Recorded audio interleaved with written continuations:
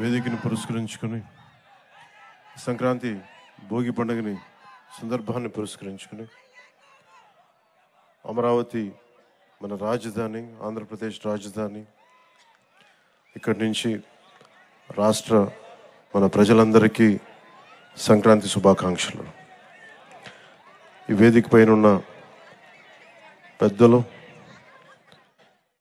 మాజీ ముఖ్యమంత్రి, ప్రస్తుత ప్రతిపక్ష నాయకులు శ్రీ నారా చంద్రబాబు నాయుడు గారికి మనస్ఫూర్తిగా నా హృదయపూర్వక నమస్కారాలు. ఈ వేదిక పైన ఉన్న తెలుగుదేశం నాయకులకి, పెద్దలకి, జనసేన నాయకులకి, ప్రతి ఒక్కరికి పేరు పేరున హృదయపూర్వక నమస్కారాలు, సంక్రాంతి శుభాకాంక్షలు. ముఖ్యంగా ఇక్కడికి వచ్చిన అమరావతికి రాజధాని కోసం, 5 కోట్ల ప్రజల రాజధాని కోసం 33,000 ఎకరాలు ఇచ్చిన ఇక్కడికి వచ్చిన రైతు కుటుంబాలకి, రైతులకి, ప్రతి ఒక్కరికి మనస్ఫూర్తిగా మీ అందరికీ నిజమైన సంక్రాంతి శుభాకాంక్షలు. గత 4 సంవత్సరాలుగా ఈ రాష్ట్రానికి పీడ పట్టింది. ఆ పీడ తొలగిపోయే టైం అయింది. ఆ కీడుని, ఆ పీడని ఈ రోజున భోగి మంటల్లో కాల్చేసాం. ఈరోజు నాకు మీ కష్టాలు తెలుసు. ఆ రోజున మన పార్టీ ఆఫీసుకు కూడా మీరు వచ్చి మీ మీద దాడి జరిగి చాలా అనుచితంగా, దారుణంగా మిమ్మల్ని లాఠీలతో కొట్టి రైతాంగాన్ని చాలా చాలా బాధ గురిచేసి నాకు కలిచివేస్తుంది. ఈ రోజున తెలుగుదేశం కానీ జనసేన 2 కలిసి ఉన్నాయంటే మీ అందరి ఆవేదన, ఏడుపు ఆ రోజు నన్ను కలిచేసింది. మీ ఆకాంక్షల కోసం ఇందాక మాట్లాడుతూ ఉండగా తల్లి ఎకరం ఇచ్చానన్నా, నేను ఉన్న ఎకరం కూడా పోగొట్టుకుని ఆడబిడ్డలను పెంచుకుంటా ఉన్నానంటే ఆ ఆడబిడ్డకి, ఆ అక్కకి, ఆ చెల్లికి నేను మాటిస్తున్నాను, అమ్మ మేము ఉన్నాం, మీరు ఇచ్చిన ఈ త్యాగం మేము మర్చిపోం. మీకు ఏ ఉద్దేశంగా కోసం అయితే ఇచ్చారో ఆ ఉద్దేశం సంపూర్ణంగా నెరవేర్చేలాగా మేము కృషి చేస్తాం. బంగారు రాజధాని నిర్మించుకుందాం ఇక్కడ. అలాగే మనం ప్రతిసారి నేను ఒక్కటే కోరుకున్నాను, ప్రతిసారి అదే సభాముఖంగా కూడా ఈ రోజున అదే మాట చెప్తా ఉన్నాను.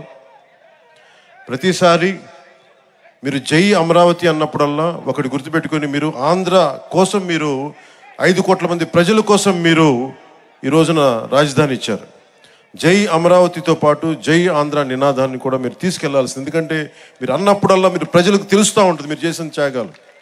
కేవలం జై అమరావతి అంటే ప్రజలకి, 5 కోట్ల మంది ప్రజలకి అర్థం కావట్లా. కేవలం అది అమరావతి సమస్య అనుకుంటారు. ఇది అమరావతి సమస్య కాదు, 5 కోట్ల మంది ప్రజల సమస్య. ఈ రోజున మీకు వచ్చిన కష్టం రేపొద్దున శ్రీకాకుళం, ఇచ్చాపురంలో వస్తుంది. అటుపోతే మనకి ఇంక్లూడింగ్ కడపలోని పులివెందులో కూడా వస్తుంది. అందుకని ఇది రైతు అని యువజన శ్రామిక రైతు కాంగ్రెస్ అని పెట్టుకున్నారు, కానీ రైతుకి ఏమాత్రం న్యాయం చేయని ఈ వైఎస్ఆర్సీపీ పార్టీ ముందుగా మీకు ద్రోహం చేశారు. భవన నిర్మాణ కార్మికులకి ద్రోహం చేశారు. ఉద్యోగులకి సరైన డిఎస్సి రిక్రూట్మెంట్ ఇవ్వకుండా మనకి డిఎస్సి రిక్రూట్మెంట్ ఇవ్వలేదు. కానిస్టేబుల్స్కి కనీసం సరైన ఉద్యోగ అవకాశాలు లేవు. ఏ విధంగా చూసినా ఉపాధి అవకాశాలు లేవు. వీటన్నిటినీ కలిచివేసింది. ముఖ్యంగా మీరు గుర్తుపెట్టుకోవాల్సింది, ఆ రోజున మీకు కౌలు రావట్లేదు అంటే ఆ రోజున జనసేన మీకోసం ముందుకొచ్చి మీకు కౌలు పడేలా మీకు మీ తరపున మేము పోరాటం చేశాం. మీకోసం ఆ రోజున కంచెలన్నీ వేస్తే, ఆ రోజున ఆడపడుచులు ఏడ్చి వేదనతోటి ఆ రోజు వస్తే, ముళ్ళ కంచెలు వేస్తే మేము మీకోసం దాటి ముందుకు వచ్చాం. ఈరోజు కూడా అదే, ఏదైతే తెలుగుదేశం జనసేన కలవకూడదు, విడిపోయి పోటీ చేయాలి, విడిపోయి పోటీ చేస్తే ఇంకొకసారి వైఎస్ఆర్సీపీ వస్తే, ఇంకొకసారి కనుక వైఎస్ఆర్సీపీ పార్టీ ఆంధ్రప్రదేశ్కి వస్తే ఇంక మనం మర్చిపోవచ్చు దీని భవిష్యత్తు. చీకటి భవిష్యత్తు ఇది. ఆ చీకటి భవిష్యత్తు ఉండకూడదు, వెలుగు నింపాలి. అందుకని ఈ భోగి రోజున మనం జనసేన తెలుగుదేశంతో కలిసి ఒక సుస్థిరమైన ప్రభుత్వం స్థాపించాలి, మీకు బంగారు భవిష్యత్తు ఇవ్వాలని మనస్ఫూర్తిగా నేను మీ అందరికీ తెలియజేసుకుంటా ఉన్నాను. అలాగే జనసేన రైతులకి అండగా నిలబడే పార్టీ. ముఖ్యంగా కౌలు రైతులకి మేము స్వయంగా పార్టీ తరపు నుంచి ఇంతమందికి మేము స్వయానం ₹1,00,000 చొప్పున అందరికీ అందజేశాం. అందుకని మీకు ఎప్పుడు కూడా భూమి కోల్పోయిన రైతుకి, కౌలు రైతులకి, రాష్ట్ర ప్రజలకి, యువతకి, మహిళలకి అందరికీ కూడా పేరు పేరున ప్రతి ఒక్కరికి కూడా నా శుభాకాంక్షలు తెలియజేసుకుంటూ, భవిష్యత్తులో ఈ రోజున మాట్లాడబోయేది చాలా ముందు ఉంది. అందుకని ప్రత్యేకించి మీ అందరికీ శుభాకాంక్షలు తెలియజేసుకుంటూ, అలాగే అమరావతి వేదిక నుంచి కూడా మన తెలంగాణ ప్రజలందరికీ కూడా నేను సంక్రాంతి శుభాకాంక్షలు తెలియజేసుకుంటా ఉన్నాను. తెలుగు ప్రజలు ఎక్కడున్నా, విదేశాల్లో ఉన్నా, కర్ణాటకలో ఉన్నా, తమిళనాడులో ఉన్నా, తెలుగు ప్రజలందరికీ, భారతదేశ ప్రజలందరికీ మన అమరావతి కేంద్రం, మన రాజధాని నుంచి వారందరికీ సంక్రాంతి శుభాకాంక్షలు తెలియజేసుకుంటూ, వచ్చే సంవత్సరం జనసేన తెలుగుదేశం ప్రభుత్వంతో అద్భుతంగా మనందరం ఇక్కడ సంక్రాంతి జరుపుకుందామని తెలియజేసుకుంటాం. అందరికీ మనస్ఫూర్తి అభినందనలు తెలియజేసుకుంటూ, ప్రతి ఒక్కరికి పేరు పేరున ధన్యవాదాలు తెలుపుకుంటూ, ఈ సంక్రాంతి మీకు ఇది క్రాంతి, మార్పుతో కూడిన, విప్లవంతో కూడిన సంక్రాంతి.